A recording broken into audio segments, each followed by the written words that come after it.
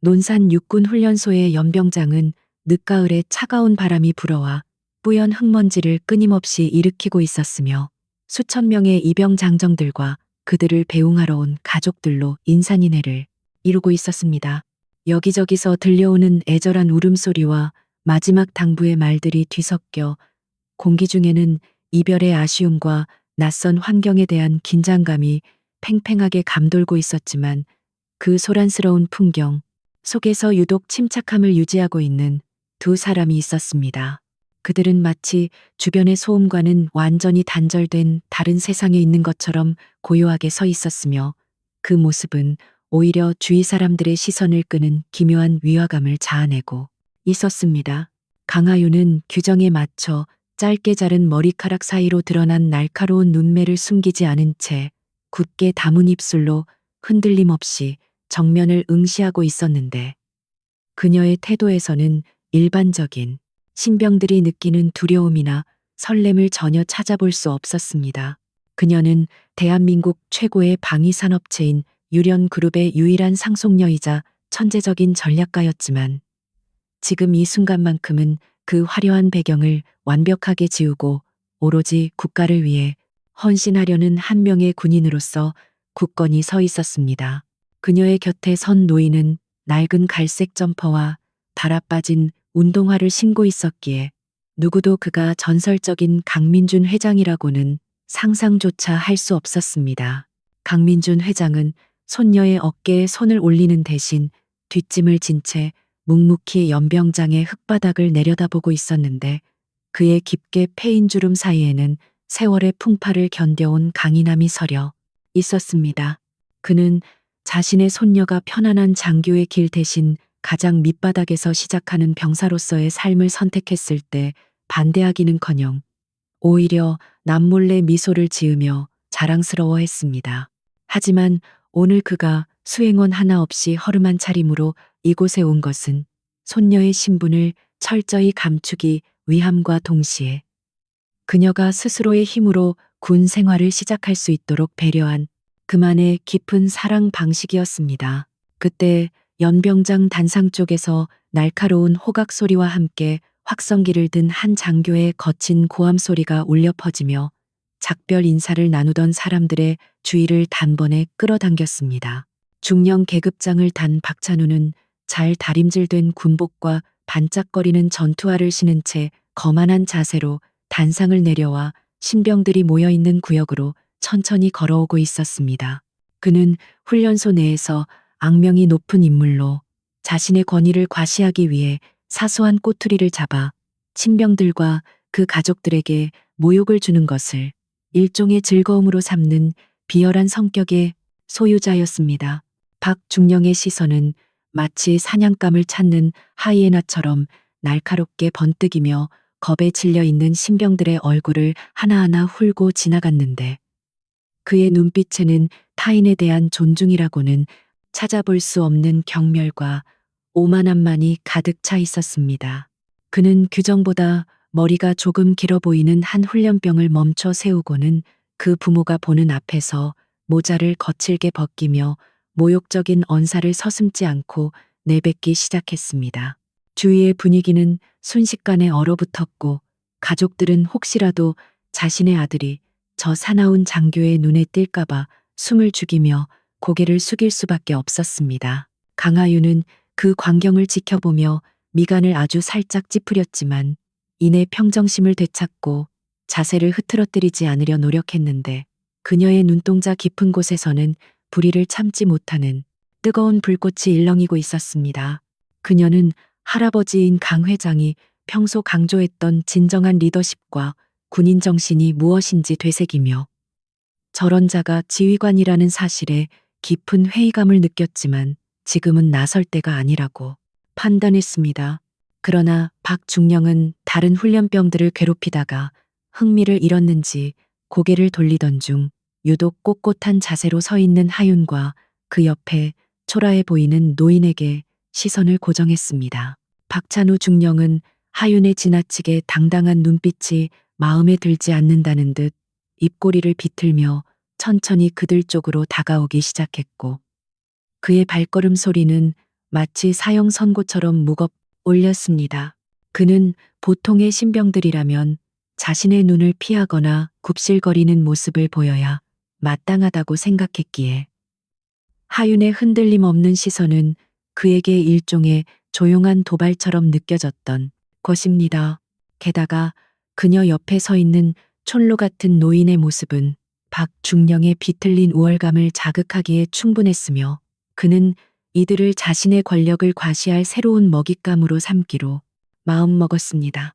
강민준 회장은 다가오는 박중령을 보며 그의 걸음걸이와 눈빛에서 뿜어져 나오는 오만함을 단번에 꿰뚫어 보았지만 표정에는 아무런 변화도 드러내지 않은 채 그저 묵묵히 자리를 지켰습니다.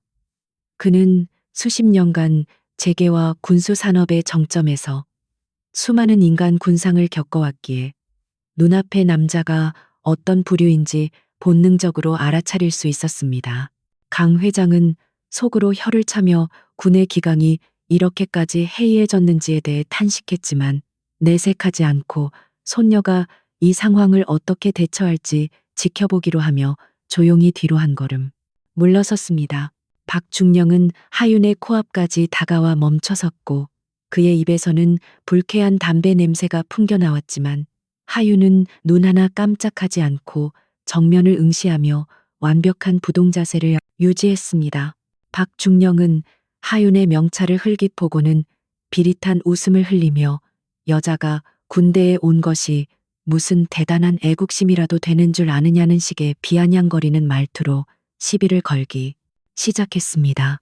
그는 하윤의 입소 서류 봉투가 규정된 위치가 아닌 손에 들려 있다는 아주 사소한 꼬투리를 잡아 목소리를 높이며 그녀의 군기를 문제 삼으려 들었습니다. 하윤은 박중령의 부당한 지적에도 불구하고 최대한 예의를 갖추어 차분하고 또렷한 목소리로 관등 성명을 대며 즉시 시정하겠다고 대답했지만 그녀의 목소리에는 굴복이 아닌 절제된 위엄이 깃들어 있었습니다. 박중령은 그녀가 당황하거나 겁을 먹고 애원하는 모습을 기대했으나 예상과 전혀 다른 반응이 나오자 자존심에 상처를 입은 듯 얼굴을 붉히며 더욱 거칠게 몰아붙였습니다. 그는 하윤의 태도가 건방지다고 소리치며 주변에 있는 다른 훈련병들과 가족들이 모두 들을 수 있을 정도로 모욕적인 언사를 퍼부으며 분위기를 험악하게 만들었습니다. 그때 뒤에서 조용히 지켜보던 강민준 회장이 더 이상 묵과할 수 없다는 듯 천천히 하윤의 옆으로 발걸음을 옮겼는데 그의 낡은 운동화가 모래바닥을 밟는 소리는 작았지만 그 존재감은 결코 가볍지 않았습니다. 강 회장은 정중하지만 뼈가 있는 말투로 중령에게 이제 막 입소한 신병에게 너무 가혹한 것이 아니냐며 점잖게 타이르듯 말을 건넸습니다. 그의 목소리는 크지 않았지만 그 안에 담긴 무게감은 주위의 소음을 잠재울 만큼 강력했고 순간적으로 박중령의 기세를 아주 잠시나마 멈칫하게 만들었습니다. 박찬우 중령은 감히 촐로 따위가 장교인 자신에게 훈계를 한다는 사실에 격분하여 믿을 수 없다는 표정으로 강 회장을 위아래로 훑어보며 노골적인 경멸을 드러냈습니다. 그는 강 회장의 허름한 점퍼와 햇볕에 그을린 피부를 보며 그를 힘없는 시골 노인으로 단정짓고는 네가 뭔데 군대의 일에 끼어드느냐며 삿대질을 하기 시작했습니다. 박중령의 아나무인격인 태도는 도를 넘어서고 있었고 주변의 사람들은 경악하며 웅성거렸지만 보복이 두려워 누구 하나 나서서 말리는 사람은 없었습니다. 강하윤은 박중령이 자신의 할아버지에게 무례하게 구는 것을 보고 주먹을 꽉 쥐었지만 강 회장은 눈짓으로 그녀를 제지하며 자신이 해결하겠다는 의사를 조용히 전달했습니다. 강 회장은 평생을 국가 안보를 위해 헌신해온 사람으로서 제복을 입은 군인이 국민을 하대하는 모습을 가장 경멸해왔기에 이 상황을 단순한 시비가 아닌 군의 명예가 걸린 문제로 인식했습니다. 그는 박중령의 삿대질에도 물러서지 않고 오히려 더 곧은 자세로 그를 응시하며 장교로서의 품위를 지킬 것을 다시 한번 정중하게 요구했습니다. 박중령은 자신의 권위가 흑투성이 노인에게 무시당했다고 느끼자 이성은 완전히 마비되었고 분노만이 머릿속을 지배하게 되어 상황 파악을 제대로 할 수 없는 지경에 이르렀습니다. 그는 주위의 시선 따위는 아랑곳하지 않고 폭언을 쏟아내며 강 회장을 향해 위협적으로 다가갔는데 이는 그가 평소에 얼마나 통제받지 않는 권력을 휘둘러 왔는지를 여실히 보여주는 장면이었습니다. 하윤의 눈빛이 차갑게 식어가며 상황이 심상치 않게 돌아가고 있음을 감지했지만 박중령은 이미 돌아올 수 없는 강을 건너고 있었습니다. 연병장의 분위기는 폭풍전야처럼 무겁게 가라앉았고 멀리서 훈련병들을 통제하던 조교들조차 중령의 난동에 당황하여 어쩔 줄 몰라 하며 서로의 눈치만 살피고 있었습니다. 박중령은 강 회장의 가슴을 손가락으로 쿡쿡 찌르며 늙어서 노망이 났으면 집에나 곱게 있을 것이지. 왜 신성한 훈련소 물을 흐리냐며 입에 담지 못할 말을 내뱉었습니다. 강 회장은 그 모욕적인 행동에도 불구하고 흐트러짐 없는 자세로 박중령의 눈을 똑바로 바라보며 자네의 그 행동이 군복의 명예를 더럽히고 있다는 것을 모르냐고 일갈했습니다.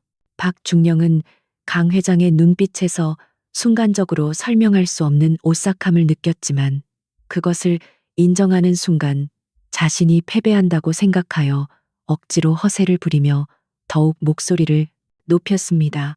그는 자신이 이 구역의 왕이며 누구도 자신의 명령이나 행동에 토를 달 수 없다는 비뚤어진 신념에 사로잡혀 있었기에 눈앞의 노인을 굴복시켜야만 직성이 풀릴 것 같았습니다. 그는 주변의 훈련병들에게 보란듯이 강 회장을 더욱 몰아세우며 자신의 힘을 과시하려 했지만 그것은 곧 닥쳐올 파멸의 전주곡임을 그는 꿈에도 모르고 있었습니다. 강하윤은 더 이상 참을 수 없는 한계에 다다랐다고 판단하고 할아버지를 보호하기 위해 앞으로 나서려 했으나 강 회장은 단호한 손짓으로 그녀를 다시 한번 막아섰습니다. 이것은 단순한 가족의 문제가 아니라 군대라는 조직 내부의 뿌리 깊게 밝힌 부조리와 오만을 바로잡아야 하는 문제라고 판단한 강 회장은 자신이 직접 이썩은 환부를 도려내기로 결심했던 것입니다. 그는 박중령에게 마지막 기회를 주려는 듯 깊은 한숨을 내쉬며 지금이라도 사과하고 물러난다면 더 이상의 책임을 묻지 않겠다고 조용히 말했습니다. 그러나 그 마지막 배려조차 박중령에게는 늙은이의 헛소리로만 들렸을 뿐이었고 그는 이제 완전히 이성을 잃고 폭주하는 기관차처럼 통제 불능 상태가 되어버렸습니다. 그는 강 회장의 말이 끝나기가 무섭게 코웃음을 치며 감히 민간인이 장교를 협박하느냐고 고래고래 소리를 질러댔습니다. 연병장의 모든 시선이 그들에게 집중된 가운데 긴장감은 최고조에 달했고 다음 순간 벌어질 일은 그 누구도 상상하지 못한 충격적인 사건이 될 것이 분명했습니다. 하윤은 다가올 폭풍을 예감하며 숨을 죽였고 그녀의 심장은 분노와 걱정으로 요동쳤지만 할아버지에 대한 절대적인 신뢰가 있었기에 자리를 지킬 수 있었습니다. 강 회장은 이제 더 이상의 말은 무의미하다는 것을 깨닫고 박중령을 향해 연민과 경멸이 섞인 눈빛을 보냈습니다. 늦가을의 바람이 더욱 거세게 불어와 두 사람 사이의 공간을 차갑게 얼어붙게 만들었고 이것은 단순한 말다툼이 아닌 거대한 권력과 오만함의 충돌이 시작되는 순간이었습니다. 박중령의 얼굴은 분노로 붉게 달아올라 터질 듯했고 그의 손은 부들부들 떨리고 있었는데 이는 두려움 때문이 아니라 자신의 권위에 도전받았다는 참을 수 없는 모욕감 바로 때문이었습니다. 그는 자신이 가진 계급장의 무게가 세상의 모든 것보다 무겁다고 착각하고 있었으며 그 착각은 그를 파멸의 구렁텅이로 밀어넣고 있었습니다. 이제 상황은 돌이킬 수 없는 지경에 이르렀고 연병장에 모인 수천 명의 증인들 앞에서 박중령은 자신의 인생을 송두리째 바꿔놓을 최악의 실수를 저지르기 직전이었습니다. 박찬우 중령은 자신의 권위가 흙먼지 묻은 노인과 건방진 여자, 신병 앞에서 무너져 내리는 듯한 참을 수 없는 모욕감을 느꼈으며 이는 그의 비틀린 자존심에 불을 지르는 기폭제가 되었습니다. 그는 주위에서 지켜보는 수천 개의 눈동자가 자신을 비웃고 있다고 착각했고 이 상황을 반전시키기 위해서는 압도적인 공포심을 심어주어야 한다고 판단했습니다. 박중령의 얼굴은 붉게 달아오르다 못해 검붉은 색으로 변해가고 있었고 목에 핏대를 세우며 거칠게 숨을 몰아쉬는 모습은 마치 이성을 잃은 야수와도 같았습니다. 그는 더 이상 논리나 규정 따위는 안중에도 없었고 오로지 자신의 눈앞에 있는 이 불쾌한 존재들을 짓밟아 버리겠다는 파괴적인 충동만이 그의 뇌리를 가득 채우고 있었습니다. 그는 강 회장의 훈계조의 말이 끝나자마자 발을 구르며 하윤에게 다가가 그녀가 손에 들고 있던 입영 관련 서류 봉투를 거칠게 낚아채어 바닥으로 내동댕이 쳤습니다. 누런 서류 봉투가 차가운 흙바닥에 뒹굴며 안에 있던 종이들이 바람에 흩날리자 주변에 있던 사람들은 경악에 찬 비명을 질렀지만 박중령은 아랑곳하지 않고 그것을 군홧발로 지시겼습니다. 그는 신성한 국방의 의무를 시작하려는 청년의 첫걸음을 흙발로 더럽히는 만행을 저지르면서도 그것이 정당한 군기 확립이라고 믿어 의심치 않는 오만함을 보여주었습니다. 흩날리는 서류들은 마치 박중령에 의해 짓밟힌 신병들의 자존심처럼 처량하게 연병장 바닥을 굴러다녔습니다. 강하윤의 눈썹이 꿈틀거렸고 그녀의 주먹 쥔손에 힘이 들어가며 손톱이 살을 파고들 정도였지만 그녀는 턱을 치켜든 채 끝까지 군인으로서의 부동 자세를 유지했습니다. 그녀는 당장이라도 저 오만한 장교의 턱을 날려버리고 싶은 충동을 느꼈으나 할아버지의 침묵과 의도를 이해하고 있었기에 초인적인 인내심으로 분노를 억누르고 있었습니다. 하윤의 침착함은 오히려 박중령을 더욱 미치게 만들었는데 그는 상대방이 울거나 빌며 매달리는 모습을 원했으나 하윤은 마치 태산처럼 꿈적도 하지 않았기 때문입니다. 박중령에게 하윤의 침묵은 복종이 아니라 자신에 대한 무언의 시위이자 경멸로 느껴졌기에 그는 더욱더 길길이 날뛰기 시작했습니다. 강민준 회장은 바닥에 흩어진 서류들과 흙투성이가 된 봉투를 바라보며 깊은 탄식을 내뱉었고 그 모습에는 분노보다는 어리석은 자에 대한 연민이 묻어났습니다.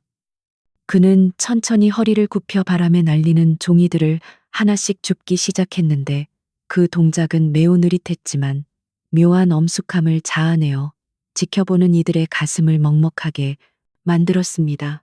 대한민국 최고의 그룹을 이끄는 총수가 자신의 손녀가 당한 모욕 앞에서 몸소 허리를 숙여 흙 묻은 종이를 줍는 모습은 그가 가진 인격의 깊이를 보여주는 장면이었습니다. 강 회장의 손은 거칠고 투박했지만 그 손길에는 손녀에 대한 사랑과 군대라는 조직에 대한 안타까움이 고스란히 담겨 있었습니다. 박중령은 쭈그리고 앉아 종이를 줍는 강 회장의 모습을 내려다보며 비릿한 조소를 흘렸고 이제야 노인이 자신의 주제를 파악했다고 착각하며 승리감에 도취되었습니다. 그는 강 회장의 등 뒤에서 거만한 목소리로 늙어서 할 줄 아는 게 쓰레기 줍는 것밖에 없냐고 비아냥거리며 주변의 부하들에게 동조를 구하는 듯한 눈빛을 보냈습니다. 하지만 그의 부하들조차도 도가 지나친 상관의 행동에 고개를 돌리거나 불편한 기색을 감추지 못했고 연병장의 분위기는 점점 더 험악하게 변해가고 있었습니다. 박중령은 자신이 분위기를 장악하고 있다고 믿었지만 사실 그는 고립되어 가고 있었으며 그의 오만함이 그를 벼랑 끝으로 몰고 가고 있었습니다. 강 회장은 마지막 종이 한 장을 집어들고 천천히 몸을 일으켜 세운 뒤 흙 묻은 종이를 자신의 점퍼 소매로 조심스럽게 닦아냈습니다. 그는 박중령을 향해 돌아섰고 그 눈빛은 방금 전보다 훨씬 더 차갑고 날카롭게 빛나고 있었는데 마치 죄인을 심판하는 재판관의 눈빛과도 같았습니다. 강 회장은 낮지만 분명한 목소리로 자네가 밟은 것은 종이 쪼가리가 아니라 국가를 지키겠다고 나선 젊은이의 애국심이자 명예라고 지적하며 그 행동에 대해 부끄러움을 느껴야 한다고 일갈했습니다. 그의 말은 구구절절 옳은 말이었기에 듣는 이들의 폐부를 찔렀고 박중령의 귓가에는 마치 천둥소리처럼 울려 퍼졌습니다. 박중령은 강 회장의 정곡을 찌르는 말에 말문이 막히자 순간적으로 얼굴이 불그락푸르락하며 어쩔 줄 몰라 했고 그것은 곧 맹목적인 분노로 바뀌었습니다. 그는 논리적으로 반박할 수 없게 되자 폭력을 써서라도 상대방의 입을 다물게 해야겠다는 비겁하고 위험한 본능이 꿈틀거리기 시작했습니다. 박중령은 이빨을 드러내며 으르렁거렸고 네가 감히 나를 가르치려 드느냐고 소리치며 강 회장의 멱살을 잡으려는 듯 위협적인 제스처를 취했습니다. 이성은 이미 마비되었고 그는 자신이 군복을 입은 깡패와 다를 바 없는 행동을 하고 있다는 사실조차 인지하지 못하는 지경에 이르렀습니다. 주변에 있던 신병 가족들 중 몇몇은 겁에 질려 비명을 질렀고 어린아이들은 부모의 품에 얼굴을 묻으며 울음을 터뜨렸지만 박중령의 귀에는 아무것도 들리지 않았습니다. 그는 오로지 눈앞의 늙은이를 굴복시켜 자신의 구겨진 자존심을 회복해야겠다는 생각에만 사로잡혀 있었고 그것이 자신의 인생을 파멸로 이끄는 길임을 알지 못했습니다. 박중령은 강 회장의 코앞까지 다가가 거친 숨을 내뱉으며 당장 무릎 꿇고 빌지 않으면 군법으로 다스리겠다고 터무니없는 협박을 늘어놓았습니다.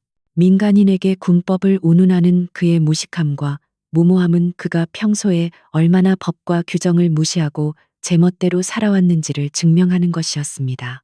강하윤은 더 이상 참지 못하고 한 발짝 앞으로 나서며 박중령의 팔을 꺾어 제압하려는 태세를 취했으나 강 회장은 보지 않고도 그녀의 기척을 느끼고 손을 들어 제지했습니다. 강 회장은 손녀가 이 더러운 싸움에 휘말려 군 생활의 시작부터 오점을 남기는 것을 원하지 않았고 이 문제는 어른인 자신이 매듭지어야 한다고 생각했습니다. 그는 하윤에게 눈짓으로 안심하라는 신호를 보내며 다시 한번 박중령을 향해 고개를 돌렸는데 그 표정에는 일말의 두려움도 찾아볼 수 없었습니다.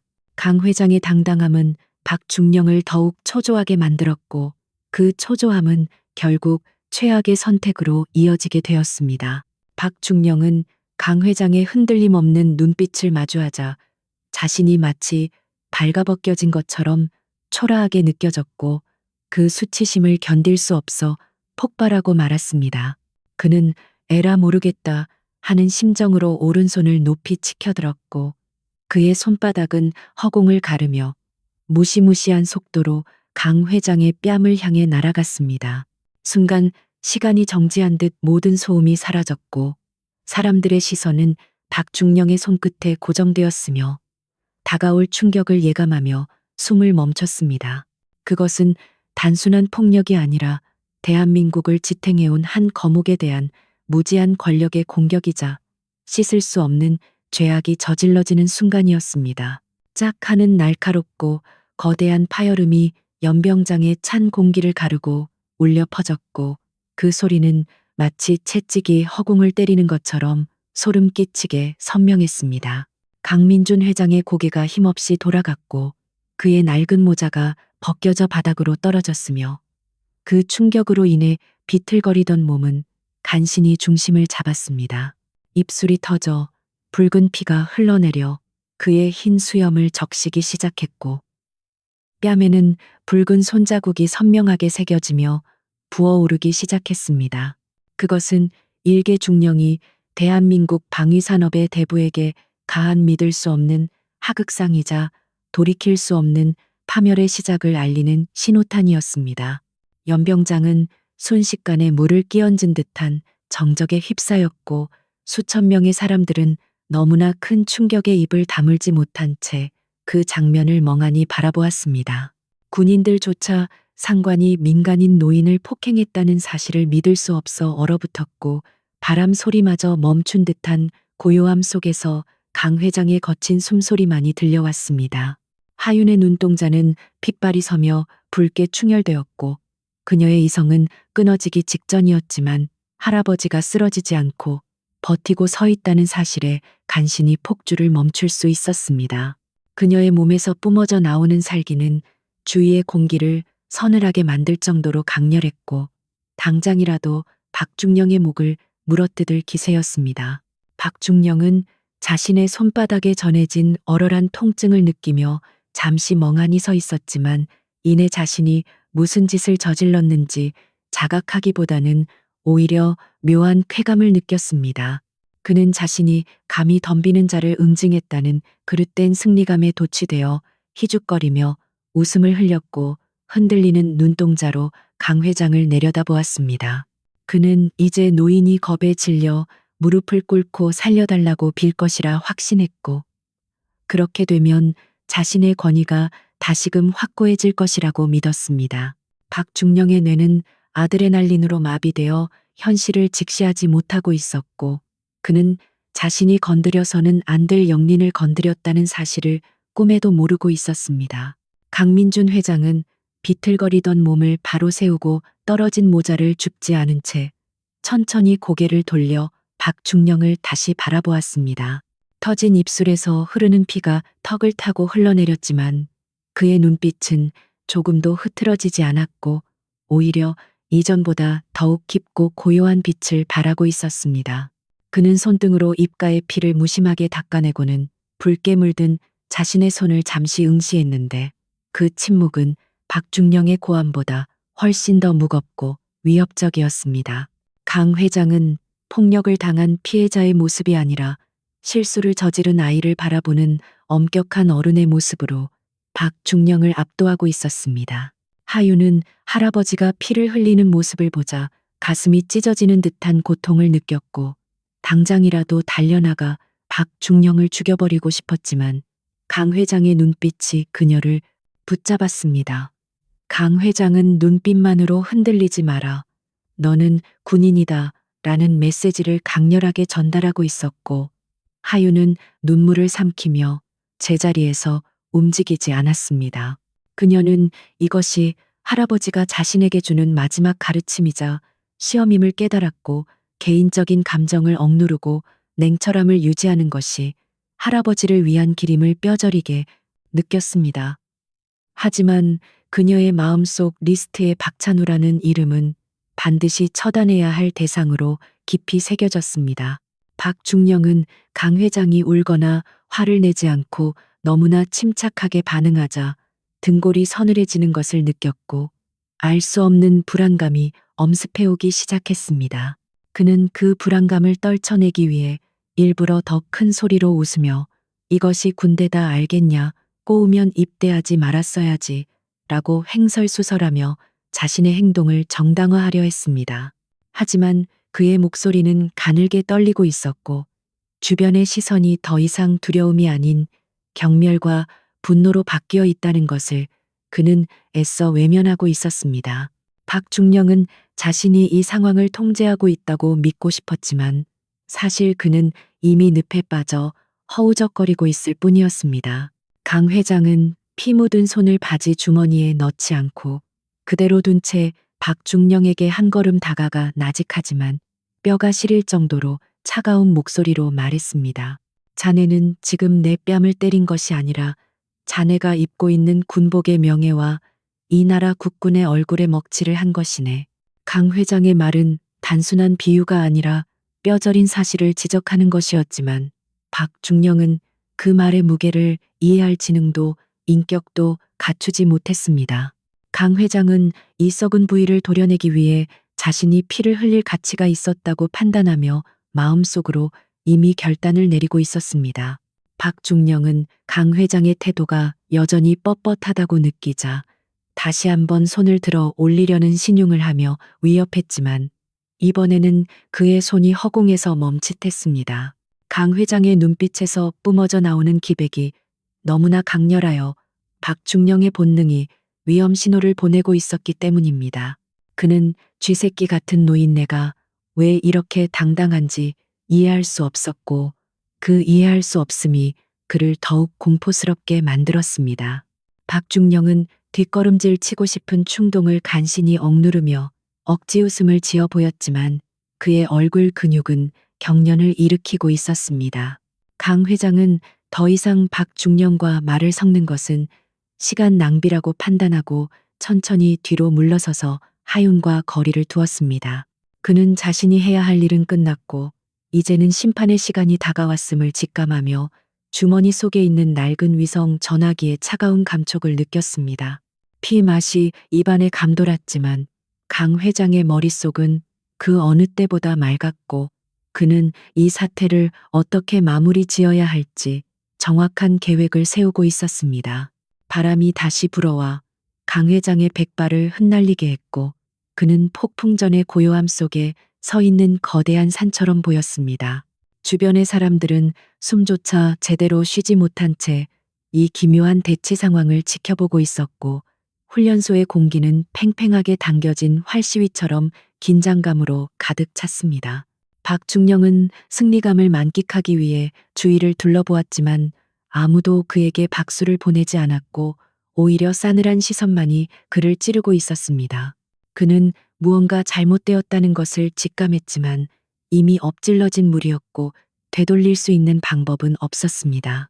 강 회장의 손이 주머니 속에서 움직였고 이제 곧 대한민국 군대를 뒤흔들 거대한 폭풍이 몰아칠 준비를 마쳤습니다. 폭풍과도 같았던 손찌검이 지나간 자리에는 기이할 정도로 무거운 정적만이 감돌았고 연병장에 모인 수천 명의 사람들은 숨소리조차 내지 못한 채 얼어붙어 있었습니다. 강민준 회장의 고개가 꺾였던 그 순간은 마치 시간이 멈춘 듯한 착각을 불러일으켰으며 흩날리는 흙먼지 사이로 흐르는 붉은 선혈만이 비현실적인 색채를 띠고 있었습니다. 강 회장은 천천히 고개를 바로하고 떨리는 손을 들어 터진 입술을 닦아냈는데 그 손길은 고통스러워하기보다는 지극히 담담하여 보는 이들로 하여금 더욱 큰 충격과 공포를 느끼게 만들었습니다. 그는 자신의 피를 보면서도 신음 한 번 흘리지 않았고 그저 깊고 어두운 눈동자로 허공을 응시하며 모종의 결단을 내린 듯한 표정을 지었습니다. 강하윤은 당장이라도 뛰쳐나가 박중령의 목을 비틀어버리고 싶은 살인적인 충동에 휩싸였지만 발끝에 힘을 주어 땅을 파고들 정도로 참아내고 있었습니다. 그녀의 눈가는 붉게 충혈되어 있었고 턱 근육은 분노로 인해 딱딱하게 굳어 있었지만 그녀는 군인으로서의 제복을 입고 있다는 사실을 뼈저리게 자각하고 있었습니다. 할아버지가 피를 흘리면서까지 지키고자 했던 것은 단순한 자존심이 아니라 법과 원칙 그리고 무너져가는 군의 기강을 바로잡으려는 숭고한 의지였음을 그녀는 본능적으로 깨달았습니다. 하윤은 피눈물을 삼키며 부동자세를 유지했고 그 모습은 마치 폭풍 속에서도 꺾이지 않는 강철 나무와도 같은 비장함을 자아냈습니다. 박찬우 중령은 자신의 손바닥에 남은 얼얼한 감각을 느끼며 묘한 쾌감과 동시에 등골을 타고 오르는 서늘한 공포를 동시에 맛보고 있었습니다. 그는 자신이 저지른 일이 돌이킬 수 없는 강을 건넜음을 직감했지만 이미 엎질러진 물을 주워 담을 수 없기에 오히려 더 큰 목소리로 허세를 부리며 상황을 장악하려 애썼습니다. 박중령은 주위의 시선이 따갑게 느껴지자 짐짓 아무렇지 않은 척 어깨를 으쓱거리며 노인네가 맷집은 좋네라고 비아냥거렸지만 그 목소리는 미세하게 떨리고 있었습니다. 그는 이 상황을 빨리 끝내고 싶어 했고 노인이 겁을 먹고 도망치기를 간절히 바랐지만 강 회장은 요지부동이었습니다. 강 회장은 박중령의 조롱 섞인 말에는 대꾸조차 하지 않은 채 피 묻은 손을 낡은 점퍼의 안주머니로 천천히 가져갔습니다. 그의 동작은 매우 느릿하고 신중했기에 지켜보는 사람들은 혹시 그가 무기라도 꺼내는 것이 아닌가 하여 긴장된 표정으로 마른 침을 삼켰습니다. 박중령 역시 강 회장의 손이 안주머니로 들어가자 순간적으로 움찔하며 방어 태세를 취했지만 이내 자신이 과민 반응했다는 생각에 피식 웃음을 흘렸습니다. 강 회장의 손에서 나온 것은 흉기가 아니라 요즘 세상에는 박물관에서나 볼 법한 투박하고 두꺼운 구형 위성 전화기였습니다. 그 전화기는 검은색의 둔탁한 몸체에 굵은 안테나가 달려 있어 세련된 스마트폰과는 거리가 먼 투박한 모습이었지만 그 물건이 풍기는 분위기는 예사롭지 않았습니다.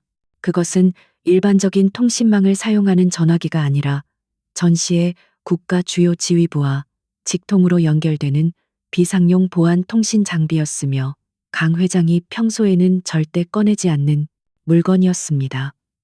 강 회장은 덜덜 떨리는 손이 아닌 바위처럼 단단하게 고정된 손으로 전화기의 덮개를 열었고 그 묵직한 기계음이 정적을 깨고 작게 울려 퍼졌습니다.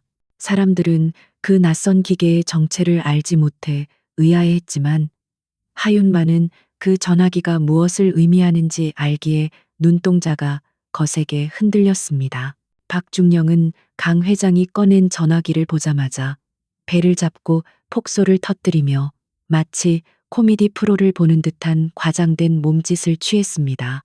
그는 21세기에 저런 고물 전화기를 들고 다니는 노인이 어디 있냐며 혹시 박물관에서 훔쳐온 것이냐고 비아냥거리는 것을 멈추지 않았습니다.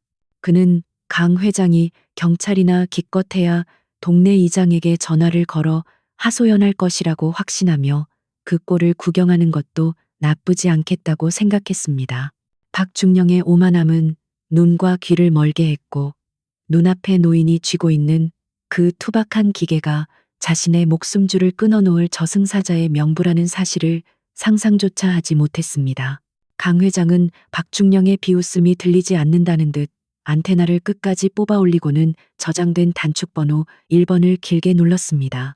버튼을 누르는 그의 손가락에는 망설임이 없었고 그 짧은 순간 강 회장의 주변 공기가 무겁게 가라앉으며 범접할 수 없는 카리스마가 뿜어져 나오기 시작했습니다. 그는 더 이상 시골에서 올라온 힘없는 할아버지가 아니라 대한민국 경제와 국방을 뒤에서 지탱해온 거대 기업의 총수로서의 본색을 드러내고 있었습니다. 신호음이 채 2번 울리기도 전에 상대방이 전화를 받았고 강 회장은 전화기를 귀에 가져다 댔습니다. 전화기 너머의 상대방은 누구인지 알 수 없었지만 전화가 연결되는 순간 강 회장의 표정은 더욱 엄숙하고 차갑게 굳어졌습니다. 그는 입가에 묻은 피를 다시 한번 닦아내며 낮지만 쩌렁쩌렁하게 울리는 목소리로 자신의 이름을 말했는데 그 목소리에는 천둥과 같은 위엄이 서려 있었습니다.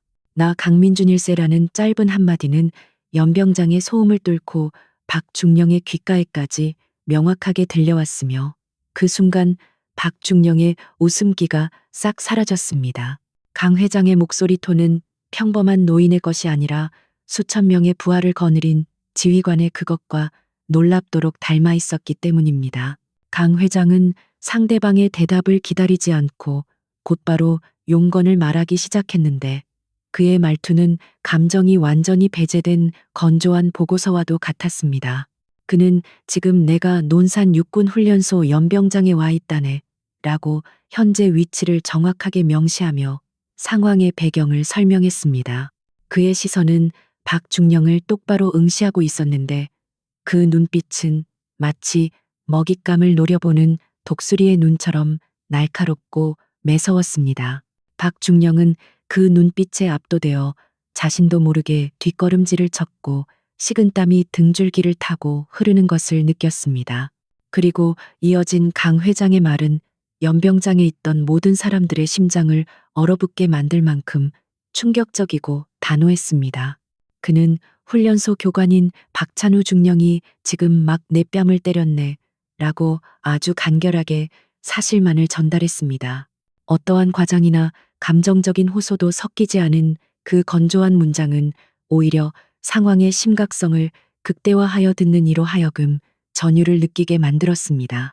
강 회장은 자신이 폭행당했다는 사실을 마치 남의 일처럼 이야기했지만 그 속에 담긴 분노의 무게는 측정할 수 없을 만큼 거대했습니다.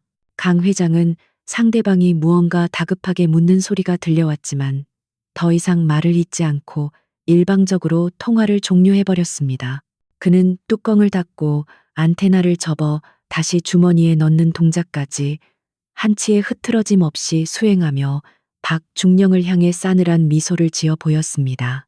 그 미소는 자비로움과는 거리가 먼 심판자의 미소였으며 박중령에게 남은 시간이 얼마 없음을 알리는 최후의 통첩과도 같았습니다. 강 회장은 이제 모든 주사위가 던져졌음을 알았고 결과가 나오기까지 그저 기다리기만 하면 된다는 여유를 되찾았습니다. 박찬우 중령은 강 회장의 통화 내용을 듣고 잠시 멍하니 서 있다가 애써 태연한 척하며 헛기침을 내뱉었습니다. 그는 그 전화가 진짜일 리 없다고 스스로를 위로하며 노인네가 겁을 주려고 연기를 하는 것이라고 필사적으로 믿으려 애썼습니다. 박중령은 누구한테 전화를 한 거냐며 청와대 민원실에라도 찔렀냐고 비꼬았지만 그의 목소리는 이미 형편없이 갈라져 있었습니다. 그는 자신의 불안감을 감추기 위해 더욱 과격하게 행동하려 했지만 몸이 말을 듣지 않고 뻣뻣하게 굳어버리는 기이한 현상을 경험했습니다. 연병장의 훈련병들과 가족들은 웅성거리며 불안한 눈빛을 교환하기 시작했고 무언가 엄청난 일이 벌어질 것 같은 예감에 휩싸였습니다. 강 회장의 통화는 단 10초도 걸리지 않았지만 그 짧은 시간이 가져온 파장은 연병장 전체를 뒤흔들고 있었고 공기의 밀도조차 바뀐 듯 했습니다.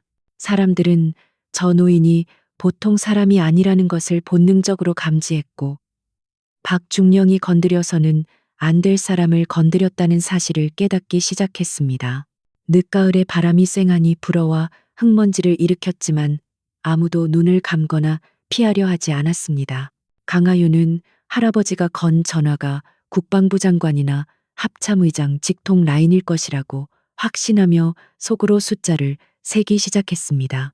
유련그룹의 회장이 훈련소에서 폭행을 당했다는 소식이 전해진다면 군 지휘부는 말 그대로 발칵 뒤집힐 것이고 그 대응 속도는 상상을 초월할 것이 분명했습니다. 하윤은 박중령을 바라보며 당신의 군 생활은 이제 끝났고 감옥 갈 준비나 하라고 속으로 중얼거렸습니다. 그녀의 분노는 차가운 이성으로 바뀌어 상황을 냉철하게 분석하고 있었고 곧 닥쳐올 카타르시스를 기대하고 있었습니다. 박중령은 강 회장의 침묵이 길어지자 참을 수 없는 초조함을 느끼며 다시 강 회장에게 다가가 위협을 가하려 했습니다. 그는 당장 꺼지지 않으면 공무집행 방해죄로 체포하겠다고 소리쳤지만 그의 목소리에는 힘이 빠져 있었고 허공을 맴돌 뿐이었습니다. 박중령은 자신의 부하들에게 저 노인을 끌어내라고 명령했지만 부하들조차 강 회장의 기세에 눌려 쭈뼛거리며 누구 하나 나서지 못했습니다. 박중령은 완전히 고립되었고 자신의 권력이 모래성처럼 무너져 내리고 있음을 뼈저리게 느끼고 있었습니다. 시간은 1분이 지나고 2분이 지나가며 연병장에는 숨막히는 긴장감이 흘렀고 마치 폭탄이 터지기 직전의 카운트다운과도 같았습니다. 강 회장은 시계를 보지 않고도 시간이 얼마나 흘렀는지 정확하게 가늠하고 있었으며 하늘을 올려다보며 다가오는 손님들을 맞이할 준비를 했습니다. 그는 자신의 뺨에 난 상처가 욱신거렸지만 그 고통은 곧 닥쳐올 정의의 실현을 위한 작은 대가라고 생각하며 기꺼이 감수했습니다. 하늘 저 멀리서 희미하게 들려오는 기계음이 강 회장의 귀를 자극하기 시작했습니다. 박중령은 하늘을 올려다보는 강 회장의 시선을 따라 무의식적으로 고개를 들었고 미간을 찌푸리며 귀를 기울였습니다. 처음에는 바람 소리인 줄 알았던 웅웅거리는 소리가 점점 커지며 규칙적인 비트음으로 변해가고 있었습니다. 그것은 훈련소에서 흔히 듣는 헬기의 소리였지만 평소와는 다르게 매우 급박하고 거칠게 들려왔으며 소리의 근원지가 하나가 아니라는 것을 알 수 있었습니다. 박중령의 얼굴은 창백하게 질려갔고 불길한 예감이 현실로 다가오고 있음을 직감했습니다. 멀리 산등성이 너머로 검은 점들이 하나둘씩 나타나기 시작했고 그 점들은 빠른 속도로 커지며 연병장을 향해 곧장 날아오고 있었습니다. 그것은 대한민국 육군의 주력 기동 헬기인 블랙호크였으며 한 대가 아니라 무려 3대가 편대를 이루어 저 공비행으로 접근하고 있었습니다. 헬기의 로터가 일으키는 강력한 하강풍이 연병장의 흙먼지를 거대하게 일으켰고 사람들은 눈을 뜰 수 없어 고개를 돌리고 비명을 질렀습니다. 그것은 마치 전쟁 영화의 한 장면처럼 압도적인 위용을 자랑하며 훈련소를 덮쳐오고 있었습니다. 박찬우 중령은 믿을 수 없는 광경에 입을 떡 벌린 채 다리에 힘이 풀려 주저앉을 뻔했습니다. 훈련소 상공은 비행 금지 구역이거나 엄격한 통제를 받는 곳인데 사전에 아무런 통보도 없이 헬기 부대가 진입한다는 것은 비상사태를 의미했습니다. 게다가 저 헬기들은 일반적인 훈련용이 아니라 고위 장성들이 이동할 때 사용하는 지휘용 헬기라는 것을 박 중령은 군 생활의 경험으로 알아차렸습니다. 그는 덜덜 떨리는 입술로 도대체 무슨 일이 일어나고 있는 거냐고 중얼거렸지만 대답해 줄 사람은 아무도 없었습니다. 강민준 회장은 휘몰아치는 바람 속에서도 옷깃 하나 여미지 않고 꼿꼿하게 서서 착륙하려 하는 헬기들을 바라보았습니다. 3분, 정확히 3분이 지난 시점이었고 대한민국 군대는 그들의 맹주가 당한 수모를 갚기 위해 번개처럼 달려왔습니다. 강 회장의 눈가에는 옅은 미소가 번졌지만 그것은 박중령에게 사형 선고를 내리는 저승사자의 미소와 다름없었습니다. 이제 상황은 박중령의 손을 완전히 떠나 국가적인 차원의 문제로 비화되었고 심판의 시간은 초입기에 들어갔습니다. 연병장 상공을 찢어밟길 듯한 굉음과 함께 세 대의 블랙호크 헬기가 지상으로 내려앉기 시작하자 강력한 하강풍이 모래 폭풍을 일으켜 사방을 뒤덮었습니다. 훈련병들과 가족들은 눈을 뜰 수 없어 비명을 지르며 고개를 숙였고 거대하게 휘날리는 먼지 구름 속에서 헬기의 검은 형체가 위압적으로 드러났습니다. 그것은 평범한 훈련이나 시찰을 위해 온 것이 아님을 증명하듯 착륙 절차를 무시하고 거의 추락하듯 급박하게 지면에 닿았습니다. 로터가 돌아가는 소리는 사람들의 고막을 터뜨릴 듯 울렸고 연병장에 설치되어 있던 천막들이 뿌리째 뽑혀 나갈 정도로 바람의 위력은 실로 대단했습니다. 박찬우 중령은 휘몰아치는 바람에 모자가 날아가지 않도록 손으로 꾹 누르며 이 비현실적인 광경을 멍하니 바라보았습니다. 그는 헬기의 동체 옆면에 선명하게 새겨진 별 모양의 성판을 확인하고는 심장이 덜컥 내려앉는 것을 느꼈는데 그것은 일개 영관급 장교가 평생 한 번 볼까 말까 한 고위 장성의 상징이었기 때문입니다. 하나도 아닌 세 개의 성판이 동시에 번쩍이는 것을 보며 박중령은 자신이 감당할 수 없는 거대한 쓰나미가 몰려오고 있음을 직감했습니다. 그의 다리는 저절로 후들거렸고 입안은 바짝 타들어가며 공포가 엄습해왔습니다. 헬기가 완전히 착륙하기도 전에 문이 거칠게 열렸고 무장한 헌병들이 가장 먼저 뛰어내려 주변을 경계하며 길을 확보했습니다. 그들의 움직임은 전광석화와 같았고 살기등등한 눈빛으로 주변을 압도하며 누구도 접근하지 못하도록 통제선을 구축했습니다. 이어 헬기 안에서 고급 정복을 입은 인물들이 다급하게 뛰어내렸는데 그들의 어깨에 달린 계급장은 햇빛을 받아 눈이 부실 정도로 찬란하게 빛나고 있었습니다. 가장 선두에 선 인물은 육군 참모차장인 이태준 중장으로 별 3개가 밝힌 계급장이 그의 절대적인 권위를 대변하고 있었습니다. 이태준 중장의 뒤를 이어 이군 사령관인 김철수 소장과 육군 훈련소장인 문재현 준장이 창백하게 질린 얼굴로 허겁지겁 따라 내렸습니다. 평소라면 병사들 앞에서 엄엄하고 절도 있는 모습을 보였을 그들이었지만 지금은 마치 불이 난 집에서 탈출하는 사람처럼 체면이나 위험 따위는 전혀 신경 쓰지 않는 모습이었습니다. 그들은 흙먼지가 휘날리는 연병장을 가로질러 전력 질주를 시작했는데 대한민국 육군의 최상위 지휘관들이 단체로 달리는 모습은 그 자체로 충격적인 장관이었습니다. 그들의 시선은 오로지 한 곳 피를 흘리며 서 있는 노인을 향해 고정되어 있었습니다.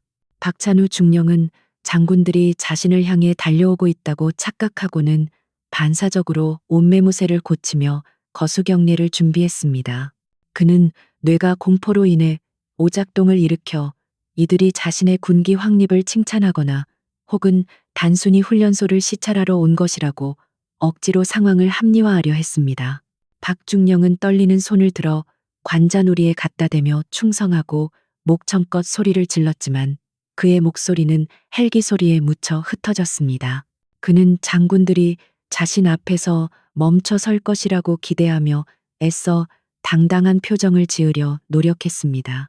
그러나 장군들은 박중령을 마치 투명 인간이나 길가에 놓인 돌멩이 취급하며 눈길 한 번 주지 않고 그대로 지나쳐 버렸습니다. 이태준 중장이 일으킨 바람이 박중령의 얼굴을 때리고 지나갔고 그는 멍하니 허공에 경례를 한 채 굳어버렸습니다.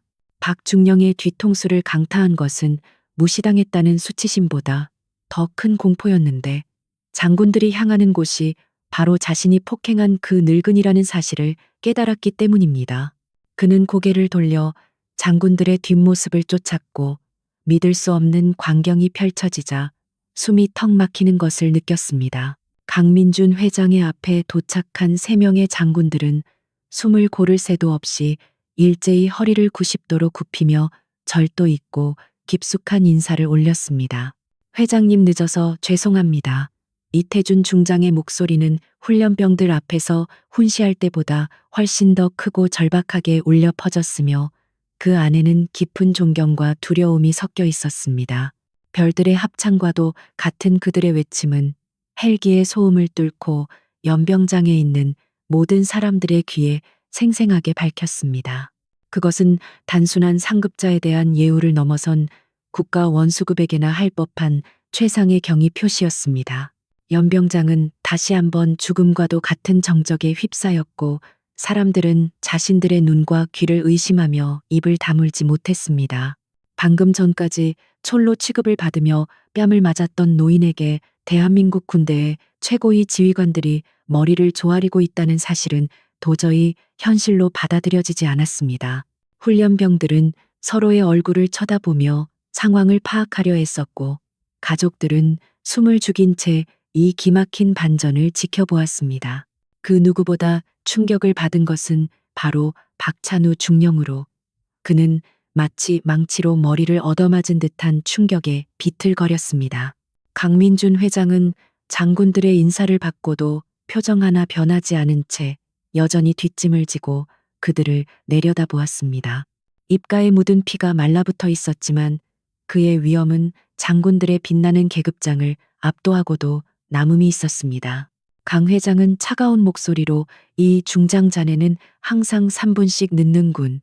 전시에 3분이면 나라가 망한다는 걸 잊었나라고 질책했습니다. 그의 꾸짖음은 마치 할아버지가 손자를 야단치는 것처럼 자연스러웠고 이태준 중장은 식은땀을 흘리며 더욱 깊이 고개를 숙일 뿐 감히 대꾸조차 하지 못했습니다.